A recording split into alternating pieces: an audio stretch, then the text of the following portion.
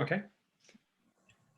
Good afternoon, everyone. I'm Nick Burns, professor at the Harvard Kennedy School, and it's a great pleasure to welcome all of you to this conversation with the Prime Minister of Kosovo, Prime Minister Albin Kurti. We're delighted and honored that he's with us today. I'll say a few words about him in just a minute. I did want to welcome some special guests. Certainly, I want to welcome my close friend and former colleague in the United States government, Ambassador Frank Wisner. As most people on this call know, Ambassador Wisner served as Special Representative of Secretary of State Condoleezza Rice to the Kosovo status talks back in 2006, 2007, and 2008. I want to welcome Ambassador Dan Fried, another close colleague who was Assistant Secretary of State for European Affairs at that time. The three of us worked together, in fact, led in the US government, Ambassador Wisner, Ambassador Fried, and myself, the effort for the United States to recognize Kosovo as an independent country in February of 2008. I want to welcome Ambassador Dan Surwer as well, Ambassador Marcy Rees. We have lots of ambassadors, Prime Minister, on this call today. Looking forward to talking to you. And my friend, Mark Guerin. Mark is the director of the Institute of Politics here at Harvard. This event is being sponsored by the Harvard College Albanian Students Association, and its president, Denny Huxa, is here, and we'll introduce the Prime Minister in a moment. It's being sponsored by the Future of Diplomacy Project, the project that I run here at the Kennedy School, and by the Harvard Political Union. We're meeting, Prime Minister, at a time of crisis for Kosovo. We're meeting at a time when the people of Kosovo and the leadership are waiting for the decisions of the Constitutional Court to see how the political situation will evolve. We're also meeting at a time when there's been great controversy over the future of Kosovo. Proposals by some, including perhaps the government in Serbia, for a partition, for land swaps between Serbia and Kosovo. We're meeting at a time that follows many years where the European Union was leading the international effort to try to help stabilize Kosovo and bring it to success. And now we see the intervention of the United States government in the person of Ambassador Rick Grenell as a primary negotiator in this conflict. We'll want to ask the Prime Minister about all these issues. I think most people here know that the Prime Minister has a very long, active, and distinguished involvement in Kosovo politics. He has been Prime Minister for the last several years. He's been a dynamic Prime Minister in many ways, and at a critical time for the people of Kosovo. So with that as introduction, I want to ask Denny Huxa to, and Denny is going to be a senior at Harvard College in the autumn. He's the president of the Albanian Students Association here at Harvard. Denny will introduce the Prime Minister formally, and then following the Prime Minister's remarks, I'm going to moderate the conversation. I look forward to hearing. I know I want to ask Ambassador Wisner to give us some hope and wisdom. I'm going to ask the same of Ambassador Fried and Ambassador Rees, because they always do that. And Prime Minister, we look forward to a very good conversation. Let me just say what an honor it is to have you with us today. Denny, please. Thank you, Ambassador Burns, for that introduction. We are very honored to have with us here today His Excellency Prime Minister Albin Kurti. The Prime Minister has a long record of public service to the people of Kosovo. He was first active as a student leader of the nonviolent and peaceful protests of 1997 against Serbia's oppression of ethnic Albanians. In 1999, Serbian forces arrested him as a political prisoner with a 15-year sentence. He was released early in 2001 due to international pressure. In June 2005, Kurti and other political activists co-founded Levizja Vetvendosia, or in English, Movement for Self-Determination. Through Vetvendosia, he has served 3 terms in office as a member of the Assembly of Kosovo. In the early parliamentary elections held in October 2019, Prime Minister Kurti and his Progressive Party won the most votes. This overwhelming win for Vetvendosia was groundbreaking and a change from the previous parties in power. Since February 2020, Kurti has been serving as the 4th Prime Minister of the Republic of Kosovo. As Prime Minister, Kurti has already shaken up the political scene, and his ambitious reforms aim to establish the rule of law, accelerate economic growth, and fight corruption. Kurti also aims to revive the stalled Kosovo-Serbia dialogue on the basis of reciprocity in trade, economy, and politics. Personally, as a student from neighboring Albania, a country which faces many similar internal problems, I am inspired by Prime Minister Kurti's commitment to tackle corruption and his determination to achieve real results that give hope to today's youth. Our organization is deeply honored that he takes his time to talk with us today, this afternoon at Harvard. With that being said, I would like to virtually welcome the Prime Minister of Kosovo, Albin Kurti. Thank you very much for having me today. It's an honor for me to have this opportunity to make a presentation and discuss with you all.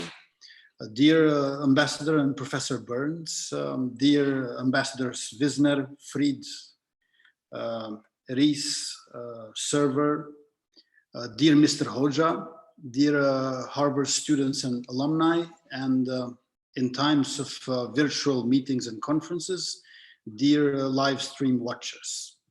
I would like to start off with a quote from Professor Ukşin-Hoti, a Kosovar Albanian, who in the late 70s was a Fulbright student at Harvard University. No matter how young and inexperienced we are in these processes, we have pledged that we will always move and look forward, that we will be guided by what is progressive in society, and that we will not fall into the trap of political revanchism. Not only because it doesn't get you anywhere, but also because such a phenomenon is reactionary for all societies and at all times. I remember reading Ukşin-Hoti for the first time decades ago, and this continues to inspire me to this day. When I'm asked how, against all odds, my government and I keep going on, my answer to this springs from the quote above. It never crossed my mind to quit, to give up. It is in the nature of every person, and indeed of every generation, to strive for good and defeat the bad. Ukşin-Hoti didn't quit either. He was, and still is, a political and intellectual compass to a whole generation of Albanian academics and politically engaged citizens. After his studies in the US, he chose to return to Kosovo. Full of hope and faith and equipped with new knowledge, he wouldn't accept the apartheid regime of the 90s, against whose clutches our liberation efforts were directed at that time. After his last release from prison, where the Serbian regime held him for over 5 years, he was carried out to an unknown place, and to this day, we're still asking for his whereabouts or his remainings. 2 days ago, we marked the 21st anniversary of his disappearance. He remains one of the 1,641 missing persons in the Republic of Kosovo from the war of the last decade of the previous century. One reason why I look forward to have this discussion with you today is because I believe your distinguished university embodies the tradition of the 35th President of the United States, John F. Kennedy. President Kennedy has been an inspiration for many people, including myself. Like Ukşin-Hoti, he died too young and because of his convictions and beliefs. JFK was both an idealist and a realist. He was not a pacifist, but neither was he a militarist. He was a president, a reasonable, realistic, and calm president, a historian of excellent understanding of his country and international politics. I'm saying this to underline how difficult it is to pigeonhole a far-sighted, honest politician such as Kennedy into any of the well-known ideological categories, be it liberalism, conservatism, or socialism, or anything else that comes to our mind these days. You should all feel grateful for being students at this university, just as I am thankful for being the Prime Minister of a country that brought up and educated individuals like Ukşin-Hoti. In some ways, venerable traditions make it easier for us. We can turn to them for guidance in times of difficulty. Yet this privilege also burdens us with responsibilities. Indeed, our burden is twofold, for time has passed and we're now living in different conditions and a different reality. We have to move forward without contradicting their most cherished ideals, not out of blind deference to them as unquestionable authorities, but because we share the same foundations. I was elected Prime Minister at a time when corruption and unemployment are the two main problems that Kosovo citizens faced, and they are the main factors influencing their decision to leave the country.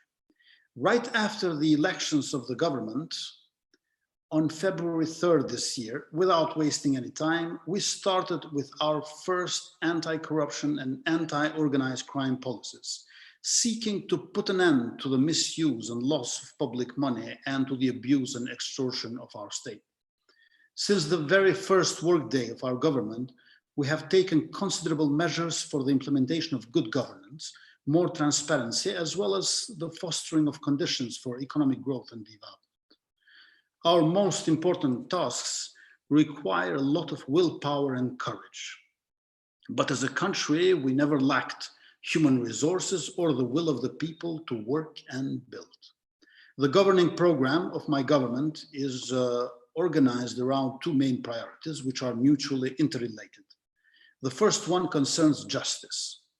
Above and before everything, this means the ruthless and uncompromising struggle against organized crime and high-level corruption.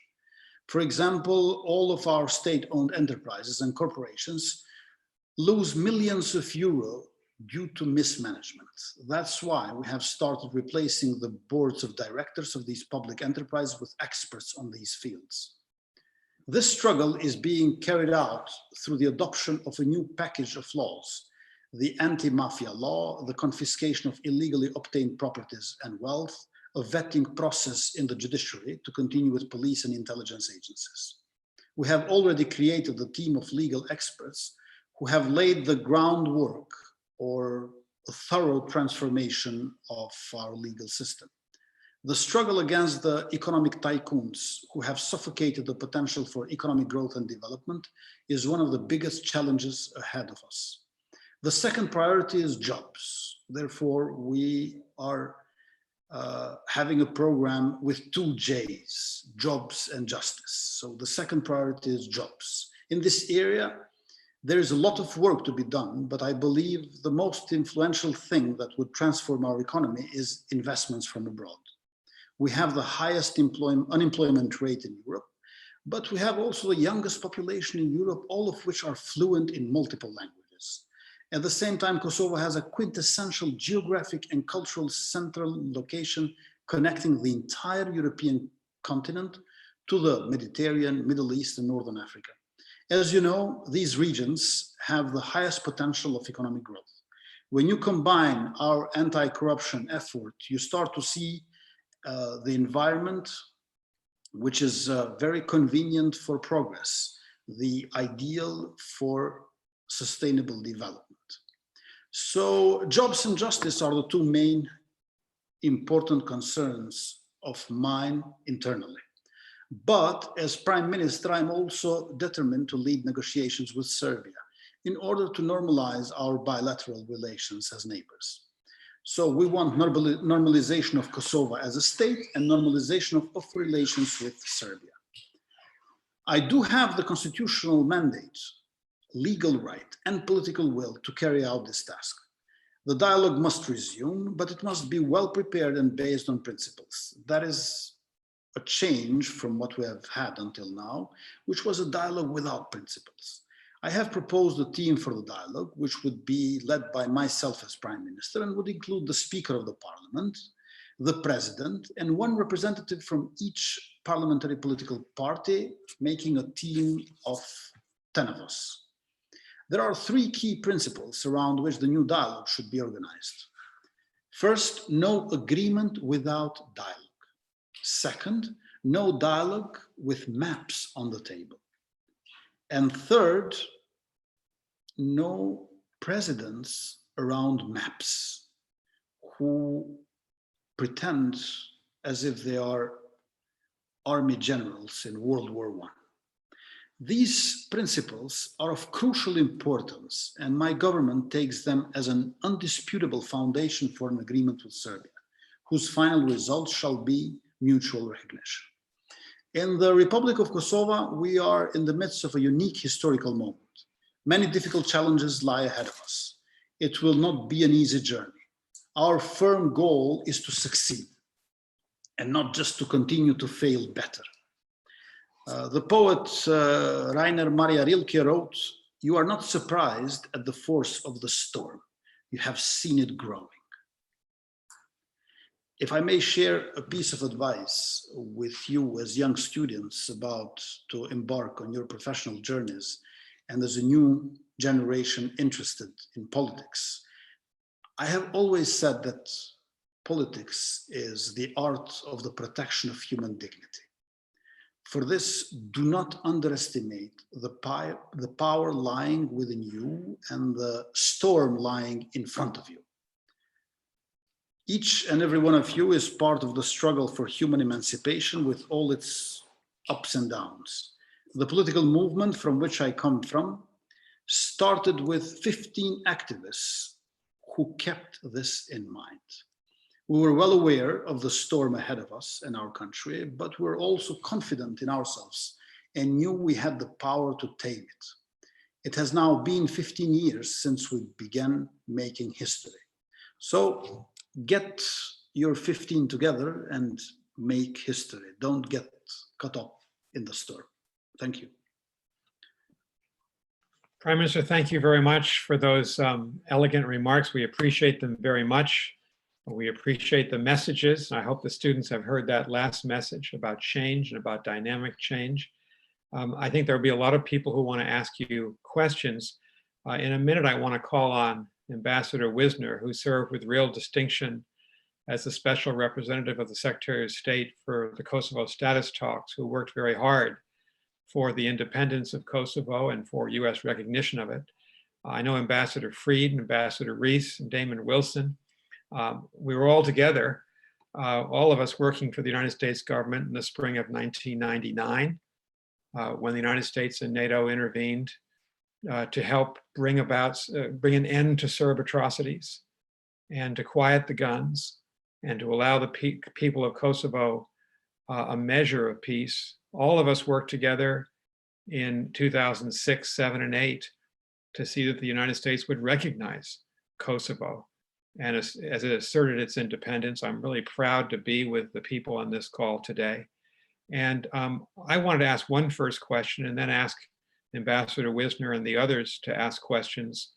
When we were working with your government and working with the Serb government and members of the Security Council, we in the George W. Bush administration never believed that partition was a practical or a wise solution to the problems of the region.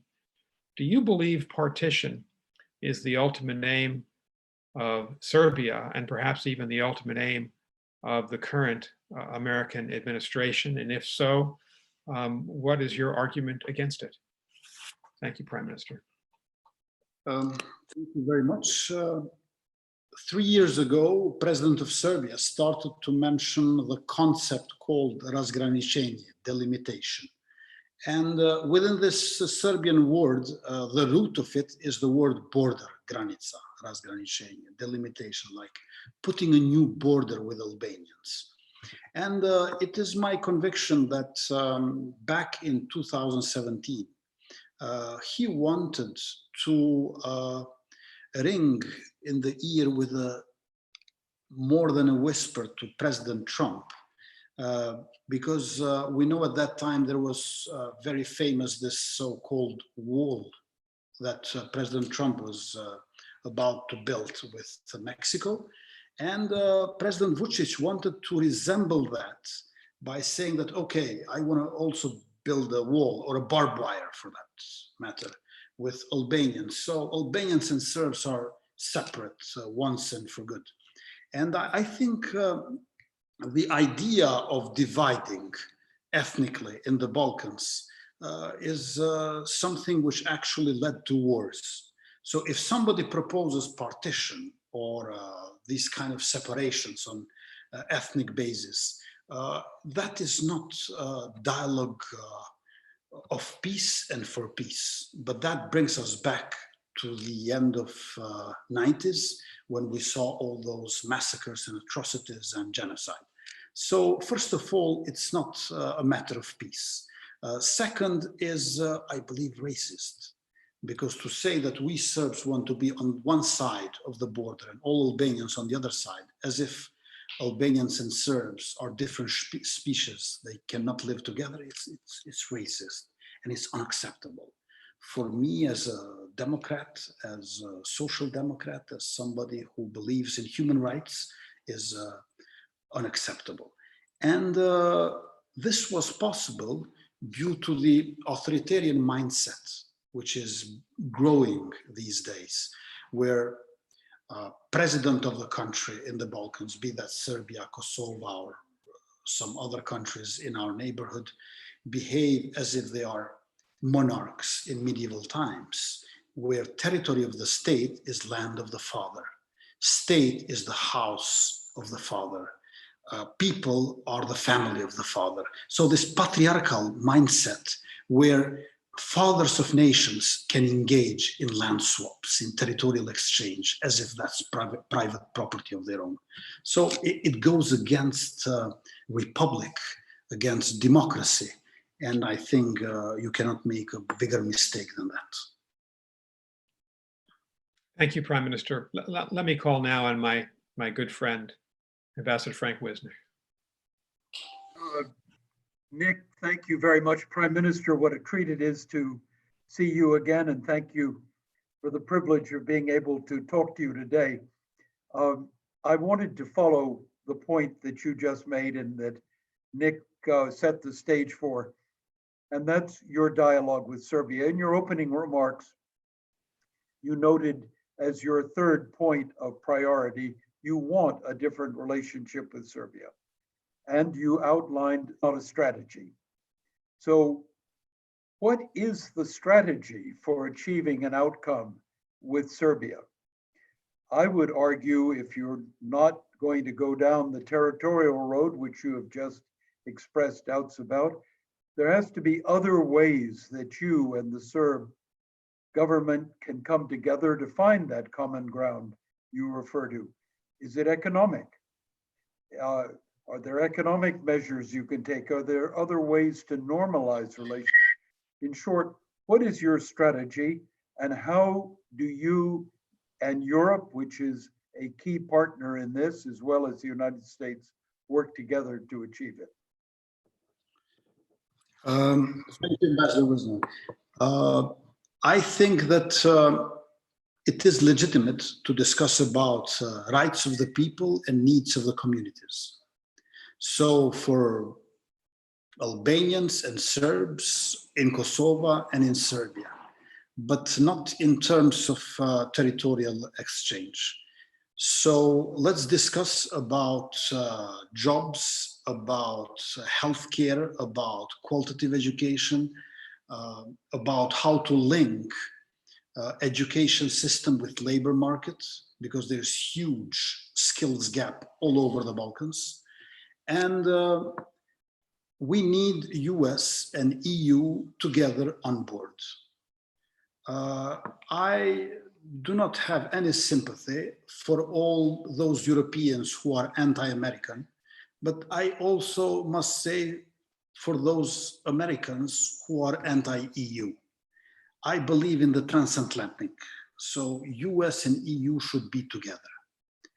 And we need both. They cannot replace each other, and they cannot be replaced by other superpowers. So for our generation, and I hope for the next as well, EU and US together. Because some of the calculations that have been done by some of the leaders are to play in the dispute between, let's say, EU and US. And I think that's unfair and wrong. On the other hand, I think that we need to normalize relations between Kosovo and Serbia. We can talk a lot about economic cooperation, but also we need to normalize the states as such. In order to have normal relations between Kosovo and Serbia, we need normal Serbia and we need normal Kosovo. And I'm afraid that we have not done much in this respect. And we need EU to be much more active. My proposal is, Ambassador Wisner, just like US had a Marshall Plan for Western Europe after Second World War. It is EU which should have a mini Marshall Plan for Western Balkans this time, because we both need development and protection from Russia. If 75 years ago, Europe,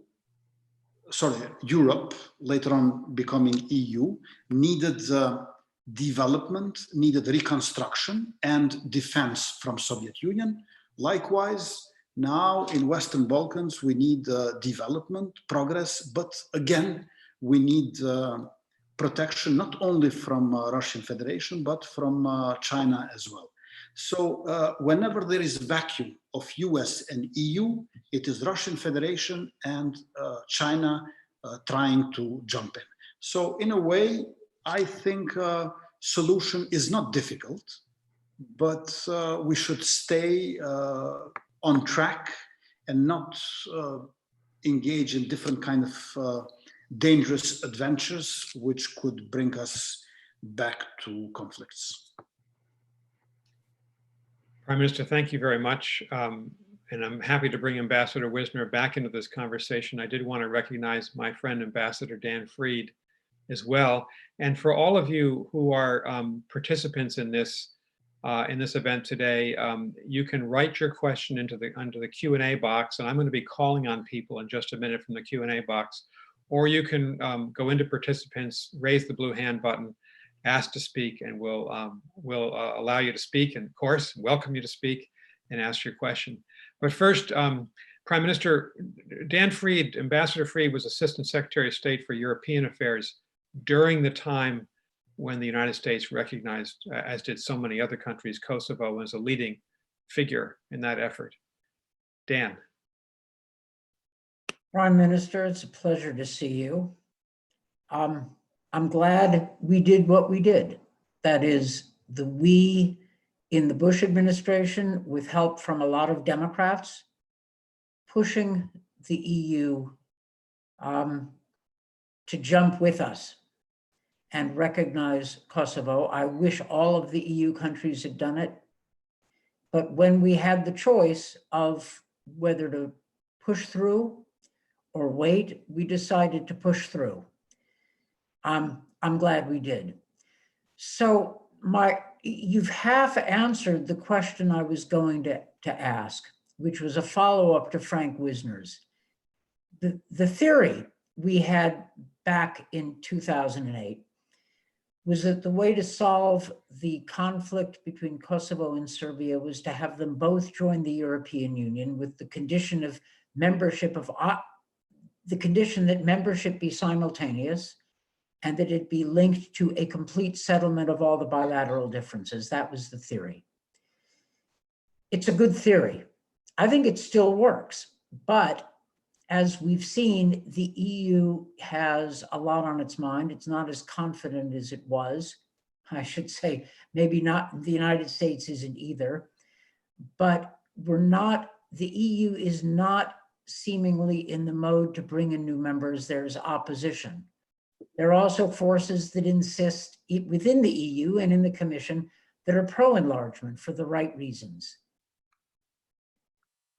In my judgment, Serbia needs to understand that it can have a European future or it can hold on to the past, but it can't have both.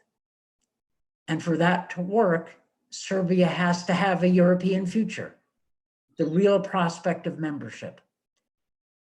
What's your sense when you speak to the French and the Germans and the Italians as to their willingness to offer this European future to Serbia and simultaneously to Kosovo? What do they think? What's your sense? Well, thank you very much. I think this is a very crucial question that I'm not sure I can fully answer, but yet I can give some of my impressions. I think that Germany, France, Italy, and others actually understand that all these 6 countries of Western Balkans which are still not integrated into EU, they will have to enter EU at the same time. Because Greece did nothing to Macedonia what we might do to each other if one country enters before others. Yet they cannot say so, because this is going to discourage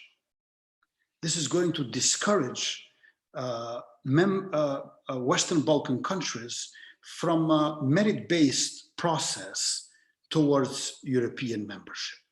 So EU has to say that if you work harder, you join faster. They have to say this. But ultimately, I think they know that either these 6 countries will join at the same time or none of them. And there is this tension inside. EU and Western Balkans are very important from each other. You know, I belong to those historians who think that Second World War is over, but not the First World War.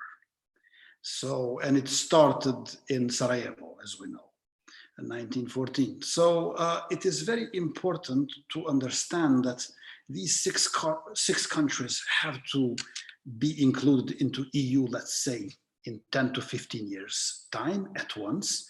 And meanwhile, you cannot explicitly say this.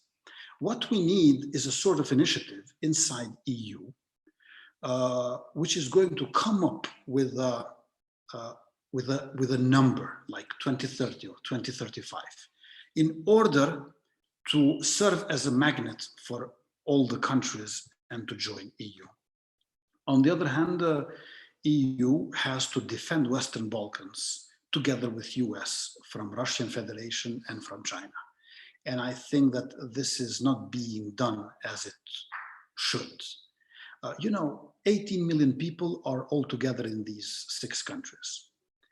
Our GDP is less than 40% of Czech Republic. The GDP of Western Balkans is less than 15% of North Rhine-Westphalia. Can you imagine? So 18 million people, 6 countries. I say to our European friends, bail us out, bring us in. So it's 16 million people only. So why not do it rather fast? And I think it's doable. Germany with Chancellor Merkel is for this. France also is for this, perhaps not with the intensity of Berlin, but is there. Italy likewise. And I think if US would have been pushing in this direction, could have helped a lot. The last thing I want to say is that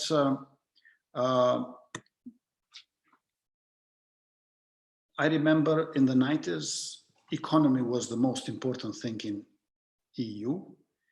In the Balkans, it was culture. It was nationalism and history and myths and so on.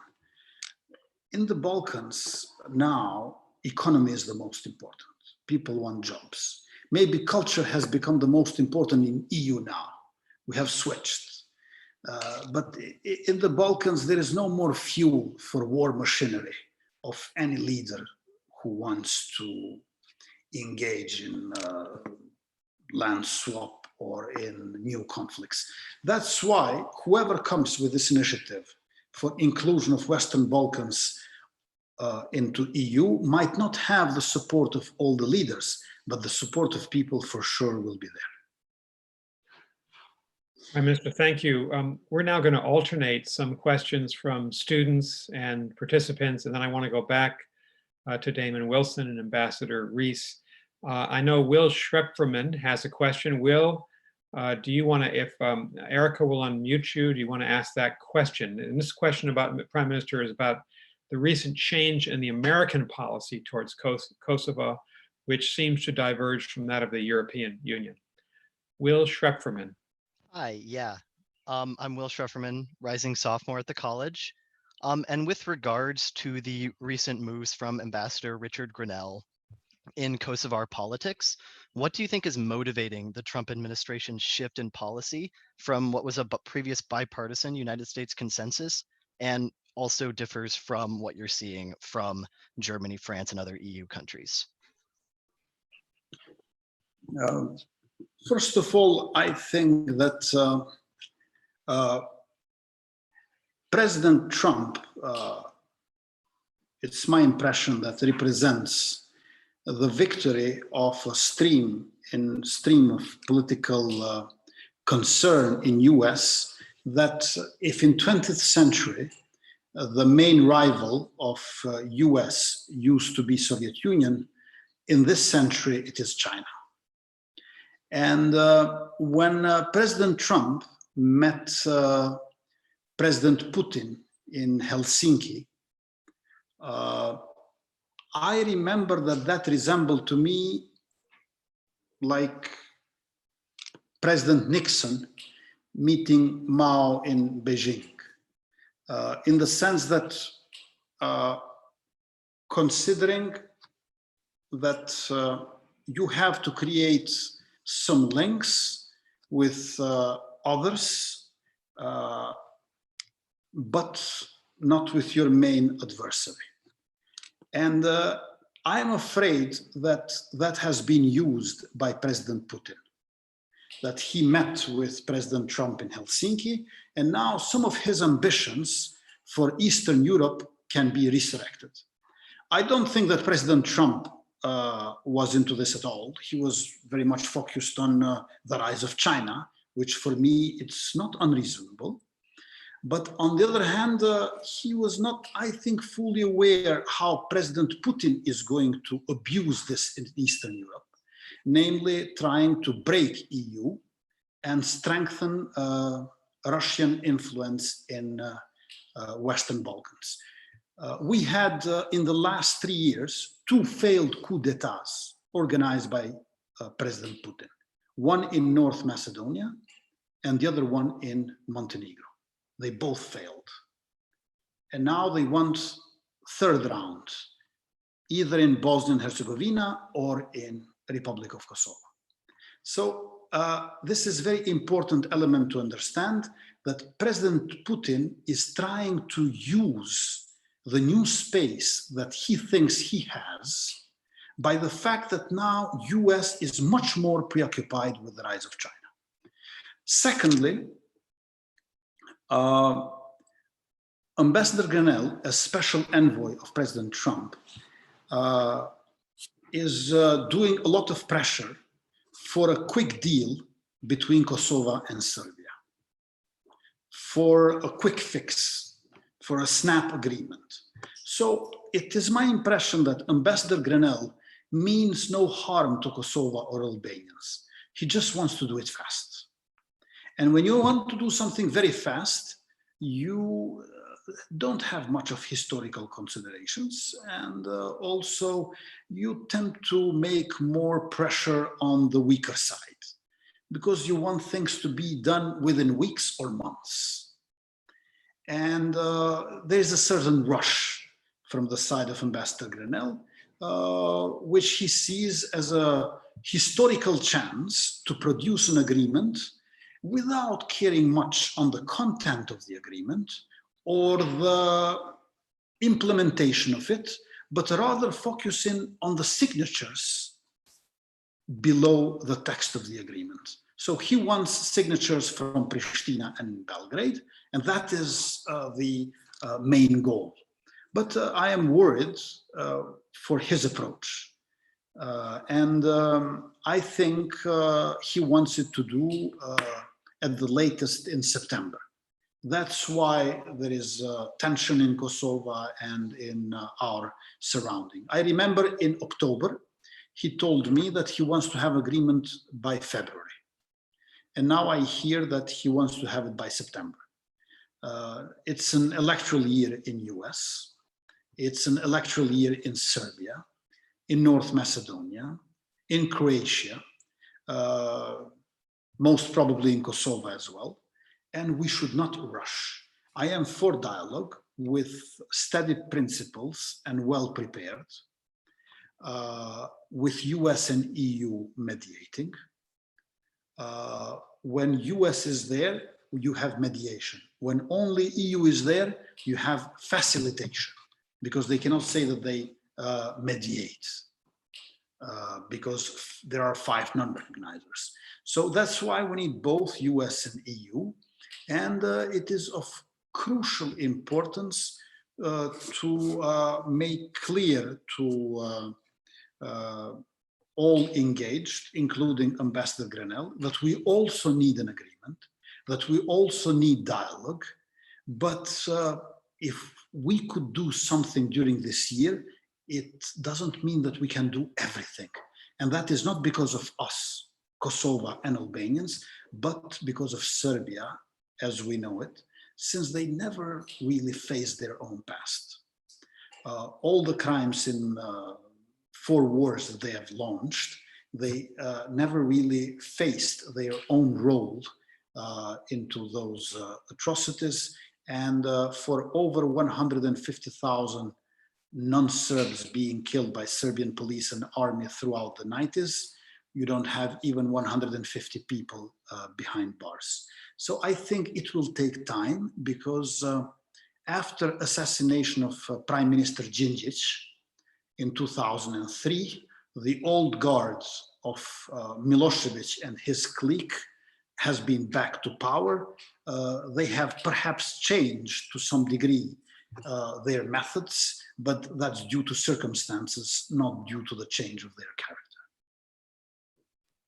Thank you, Prime Minister. Let's go to one more student question before I return to Ambassador Rees and Damon Wilson. Francis Papandile, you are a student and you have a question about tariffs. Hi, can you hear me? Yes, I can. Thank you. Okay, my name is Francis. I'm the Vice President of the Albanian Students Association at Harvard. I'm a rising junior.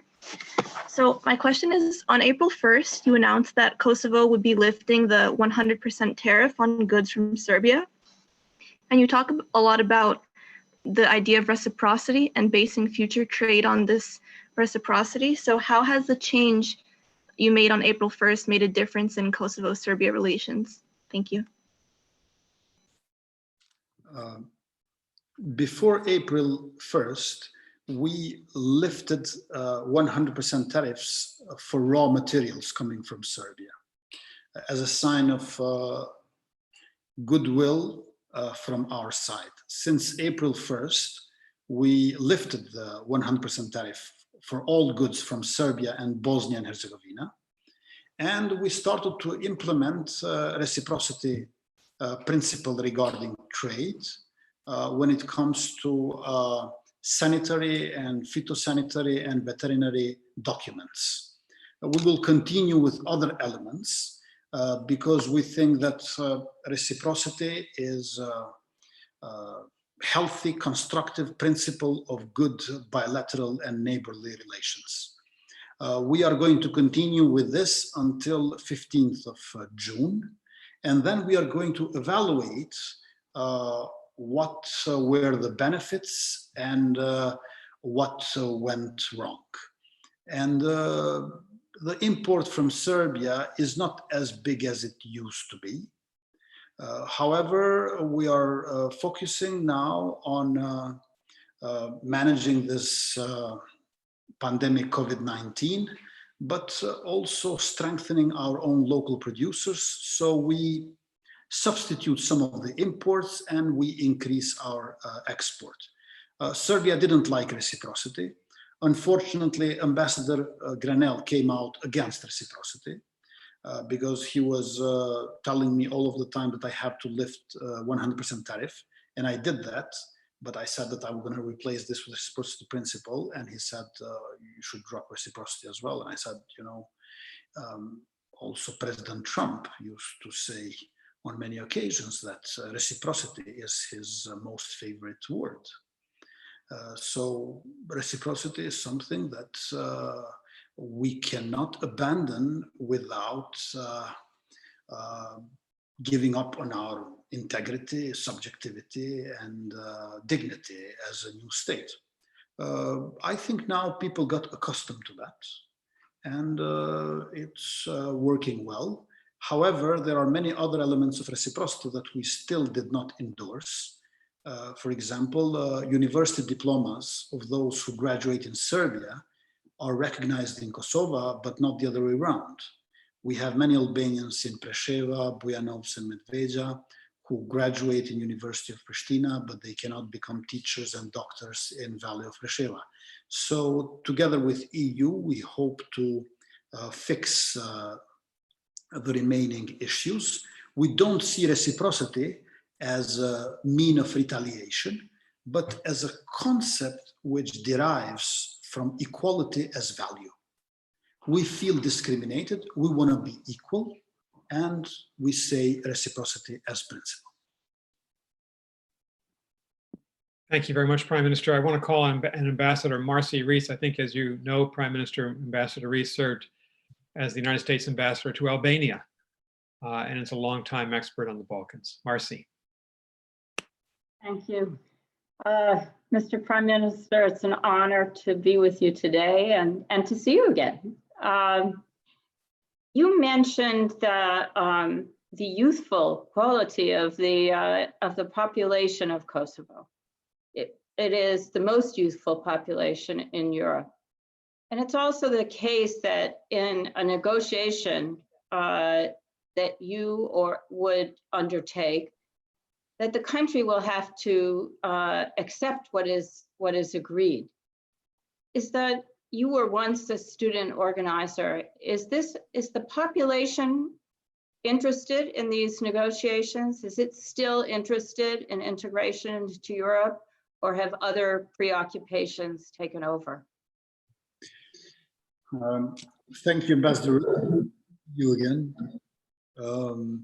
I hope after we get rid of this pandemic COVID-19, you will all be able to come and visit the region again. We all miss you.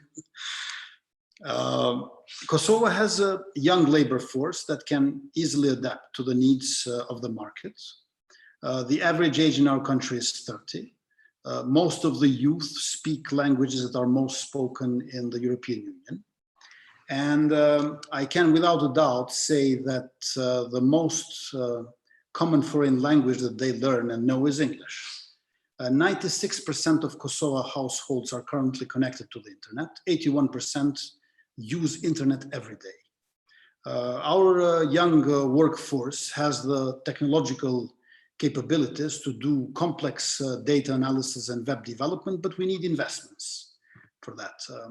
In this respect, I would like to emphasize that I'm a strong believer of the dual education system. So the relation between education and employment is not any longer a diachronic one, where you first finish university and then you try to get a job, but has become a synchronic one, hand in hand.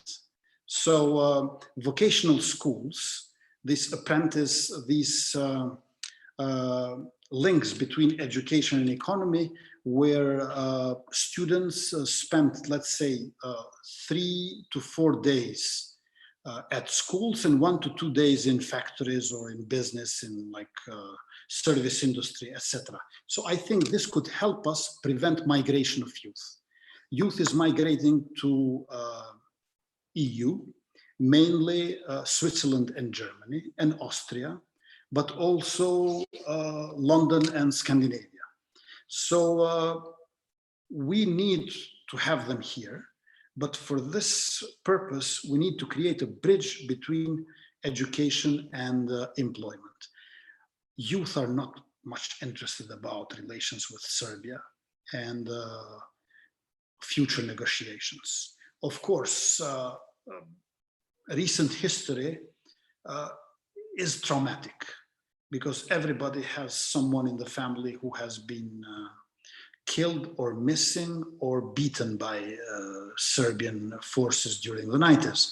But nonetheless, people want to look forward, and their key concern is jobs in the labor market and justice in society and in institutions. So basically, when we won as a party, we won because we spoke what actually was all of the time in people's minds and hearts, and especially the youth. So people are leaving Western Balkan countries, Kosovo in particular, towards where our diaspora is, where our working class is, mainly Switzerland and Germany. I don't think that they see some other solution except EU. So they see EU and US. But whereas US is on the other side of the Atlantic, they love and like US even more than Europe. But Europe is our continent. So I think both in this sense are very much needed, and people are thankful to both. We want to join EU, but at the same time, we know that without NATO, we lose our peace and security, and there can be no NATO without US. So people are very much aware of this, and I think that they look towards the West, and they see no other solution for themselves besides the West, namely EU and US. Prime Minister, thank you. I want to call on another student. Humza Jilani is going to be a rising junior at Harvard College. And Humza, I know you have a question.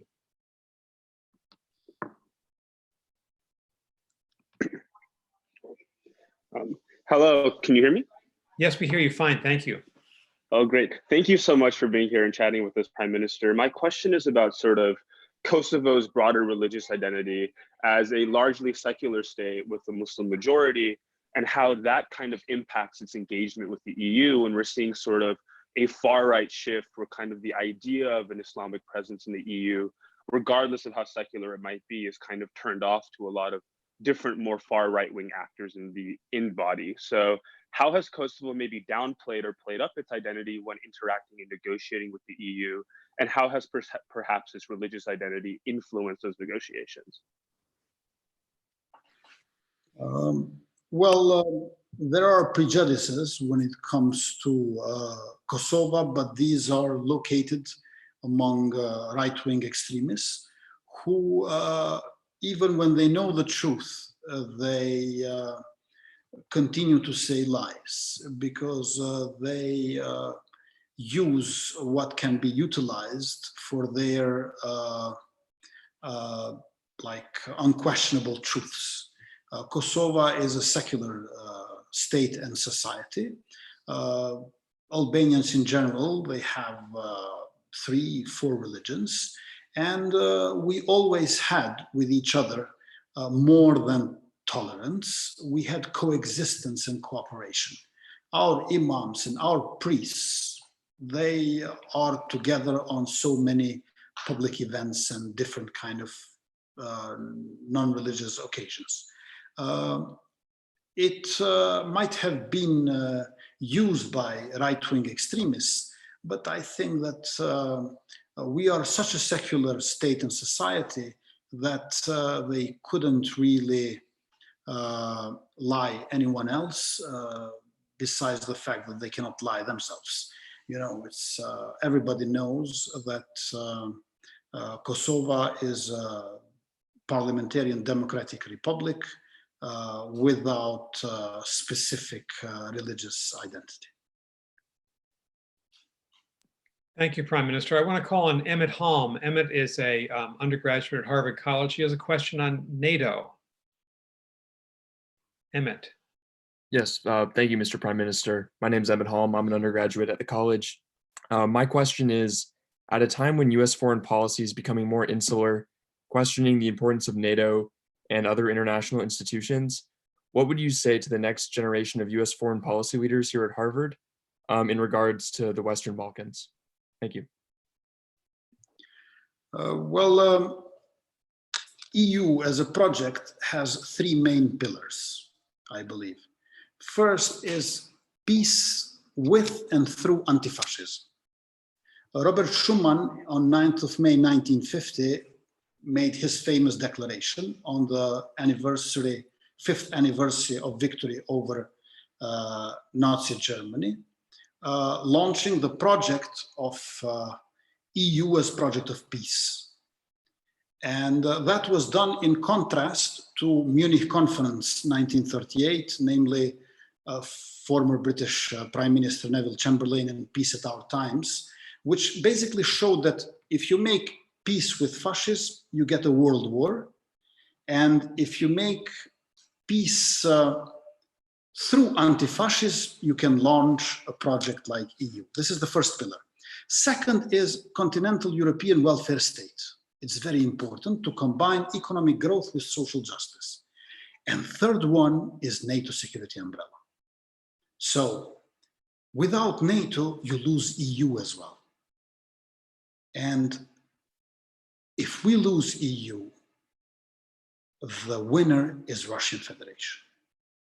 Nobody in US can win if we lose EU. Both EU and US will lose and Russian Federation will win. In order to preserve EU, we need to preserve all its three pillars. In particular, this third pillar, NATO security umbrella, where at the essence of it is the United States of America. And also we, people of Kosovo, know best how important is NATO. Without NATO intervention, and later on without Declaration of Independence, which was first and foremost supported by United States, we wouldn't be a free country today. So US, NATO, EU find their truthful functionality precisely in the independent and sovereign state of Kosovo. And this is a kind of an indication for entire region of the Balkans, and I dare to say for the entire continent as well. Thank you, Prime Minister. I think we have time for one more question from a student. And I want to call on the Secretary of the Albanian Student Association, Drin Krasniqi, who is a member of the Harvard College class of 2022. Drin, please. Hi, Mr. Prime Minister. Thank you for finding the time to have this conversation with us today. I'm Drin Krasniqi, rising junior at Harvard, coming from Peja. I wanted to ask whether your government has any plans on providing incentives for the youth of Kosovo to study internationally and/or return to Kosovo after graduation. Thank you. Yes, we want to connect with our diaspora, not only with the working class, but in particular with students and professors that we have there. And we had a lot of brain drain in these 2 decades or 3 decades, and we now need brain gain.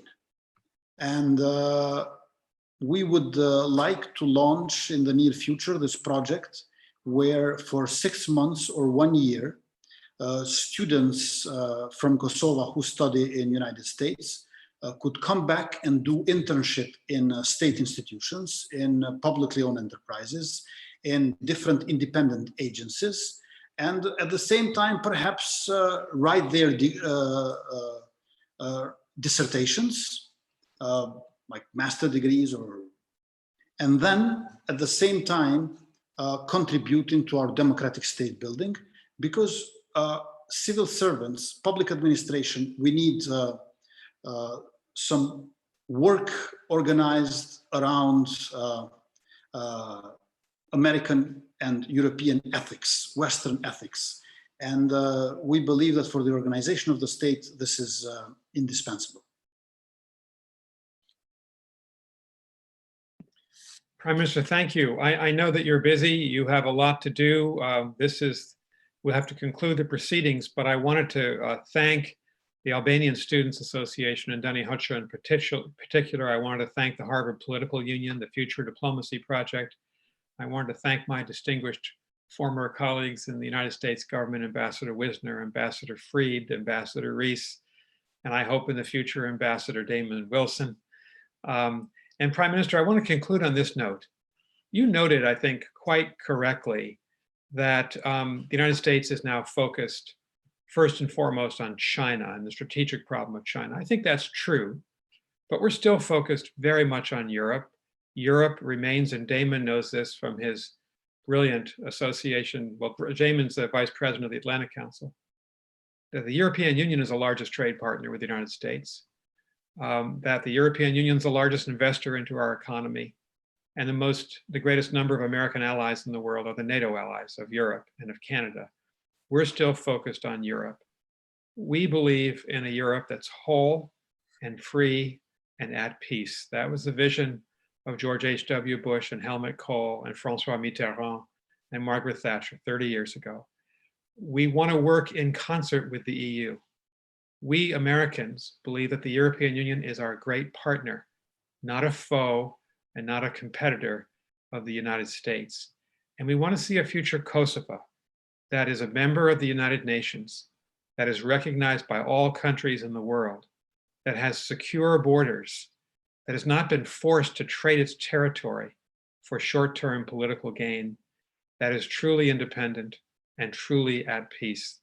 That is a vision that a lot of us feel is important for the future of your country. And we want to thank you for devoting some time to educate us today and help us understand the complexities of your country. And I'll leave the final word to you, Prime Minister. Thank you very much, Ambassador Burns. I'm utterly grateful and thankful for your role, for your personal role, and all the other ambassadors that honored me with their participation in liberation and independence of Kosovo. It was an honor and pleasure for me to speak to and with you today. I'm glad and touched that the Harvard Albanian Students Association reached out to us. The US has taught you so much, and Kosovo has so much to offer you. I cannot wait to welcome all of you here in Kosovo. The government of Kosovo is always willing to cooperate with students, professors, and alumni from Harvard. I personally invite you all to reach out to us with questions, thoughts, and ideas through Deni Hoja, your local student contact. My door is open for you. Don't come knocking. Well, Prime Minister, perhaps in the post-coronavirus world, we'll come walking through your door, all of us, to support a free and independent and peaceful Kosovo. Thank you so much for being with us today. Looking forward. Thank you very much. And thanks to everyone for joining us. We appreciate it very much.